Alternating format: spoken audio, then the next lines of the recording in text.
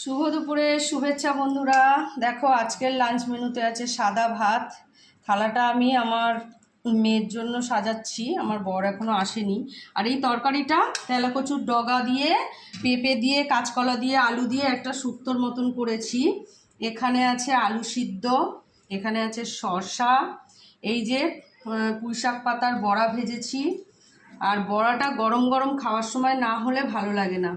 এখানে আছে একটু আলু ভাজা, আর এখানে আছে এটা দেখো বেগুনি আছে, এটা কুমড়োর বড়া আছে, এখানে আছে সয়াবিনের তরকারি, আর একদম এখানে আছে ডাল।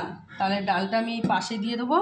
তাহলে চলো বন্ধুরা, আজকের লাঞ্চ মেনুতে আমার এটাই ছিল। চলো, শুভ দুপুরের শুভেচ্ছা রইল। চলো দেখো।